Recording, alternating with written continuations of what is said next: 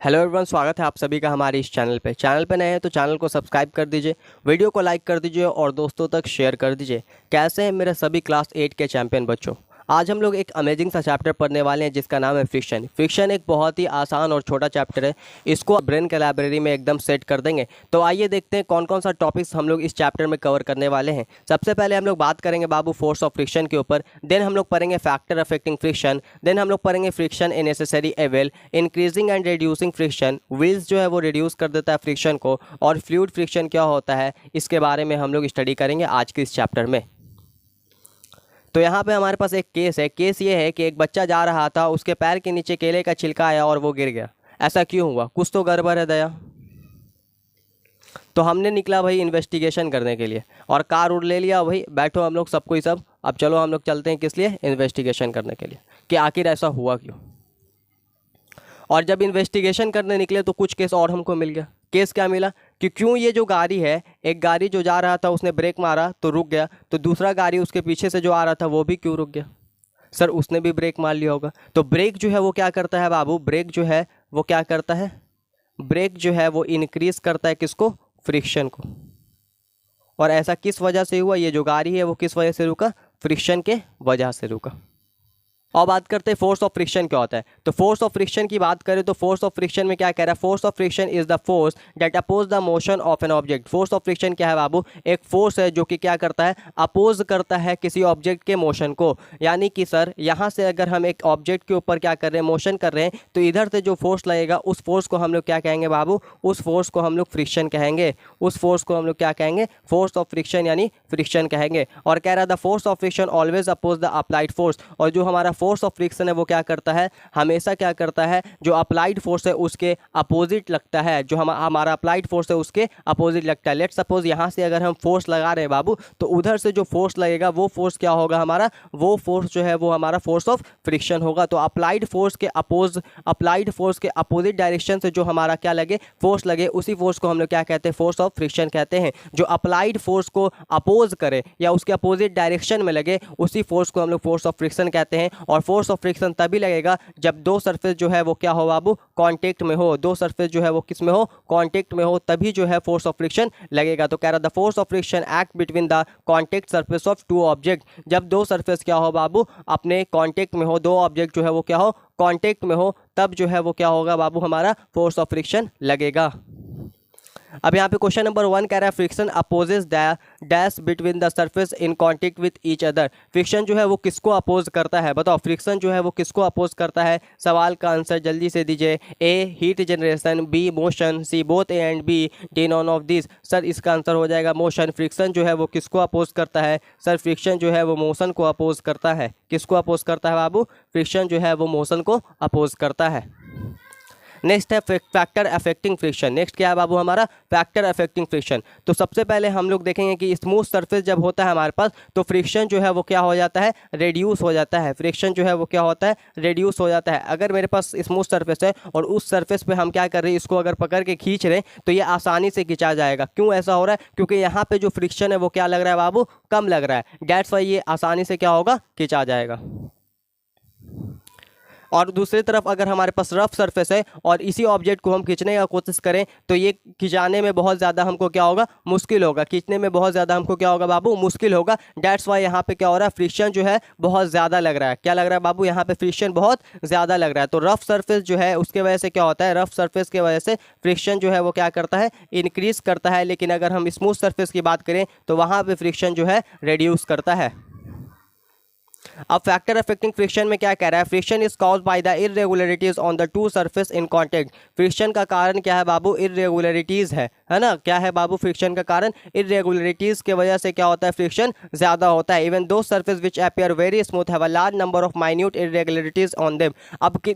अब जो है कह रहा है कि कोई भी सरफेस हो, चाहे वो कितना भी स्मूथ हो, कितना भी चिकना हो, लेकिन उसमें थोड़ा ना थोड़ा फ्रिक्शन जरूर प्रेजेंट होगा। कह रहा है irregularities on the two surface lock into one another. और जो इरेगुलरिटीज होता है सरफेस के ऊपर वो क्या करता है? एक दूसरे को लॉक करता है, ऐसे करके फंसाता है ना, इंटरलॉकिंग देखने को मिलता है। When we attempt to move any surface, we have apply a force to overcome interlocking. On rough surface there are large number of irregularities. और जो हमारा रफ सरफेस होता है बाबू, जो हमारा रफ सरफेस होता है वहाँ पे इरेगुलरिटीज ज़्यादा देखने को मिलता है. So the force of friction is greater. इस वजह से वहाँ पे जो फोर्स ऑफ फ्रिक्शन है वो ज़्यादा होता है. If a rough surface is involve, अगर जो सरफेस है वो हमारा कैसा हो बाबू, रफ हो, तो वहाँ पे जो हमारा जो फोर्स ऑफ फ्रिक्शन है वो क्या होता है, ज़्यादा होता है.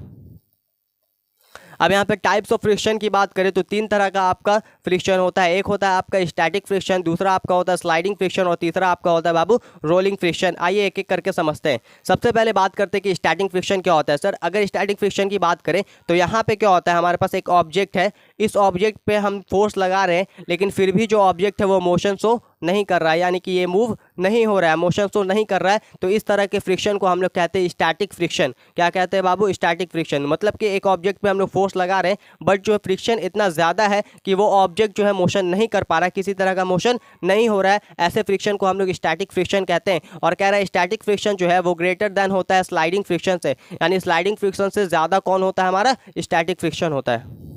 उसके बाद अगर स्लाइडिंग फ्रिक्शन की बात करें तो क्या होगा, यहाँ पे हमारे पास एक स्लाइडर होता है, उसमें जो है जो फ्रिक्शन लग रहा है उस फ्रिक्शन को हम लोग स्लाइडिंग फ्रिक्शन कह रहे हैं. तो यहाँ पे जो फ्रिक्शन लगता है as compare to static friction वो क्या होता है, कम होता है. और यहाँ पे जैसे मान लीजिए ये मेरे पास एक स्लाइडिंग है ना, और यहाँ पे हम लोग क्या कर रहे हैं बाबू, यहाँ पे ऑब्जेक्ट को स्लाइड करा रहे हैं, तो मोशन इस डायरेक्शन में हो रहा है और फ्रिक्शन इस तरफ लग रहा है. तो स्लाइडिंग फ्रिक्शन जो है वो क्या होता है, हमारा कंपेयर टू स्टैटिक फ्रिक्शन कम होता है.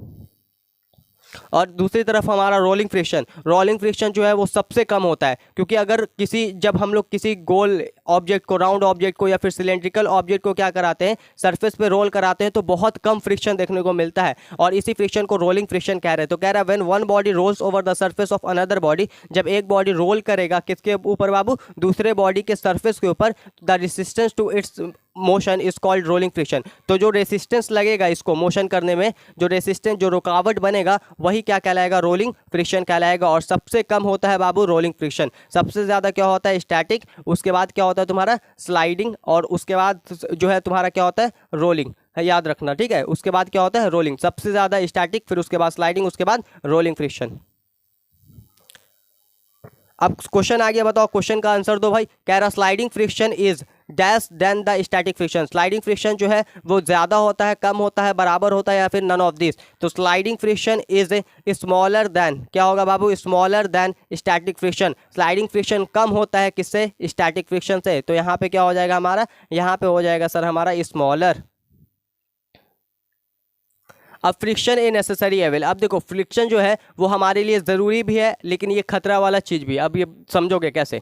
फ्रिक्शन जो है, फ्रिक्शन के वजह से ही क्या होता है, हम लोग चौक से क्या करते हैं, बोर्ड के ऊपर लिख पाते हैं. ये हमारा बोर्ड है, बोर्ड के ऊपर हम लोग चौक से लिख पाते हैं और लिखते लिखते आपने देखा होगा कि जो चौक है वो क्या हो जाता है, खत्म होने लगता है. ऐसा क्यों होता है, क्योंकि फ्रिक्शन लगता है, घर्षण होता है. घर्षण होने की वजह से जो चौक है वो पाउडर के फॉर्म में गिरते जाता है ज़मीन में और जो हमारा बोर्ड है उसके ऊपर जो टेक्स्ट है वो लिखाते जाता है. इसी तरह माचिस में जो है, आपने देखा होगा माचिस का बॉक्स लेके इस तरह से, तो देखिएगा हल्का रफ सरफेस होगा और उसी रफ सरफेस की वजह से फ्रिक्शन जनरेट होता है और फाइनली हम लोग क्या करते हैं, माचिस जला पाते हैं.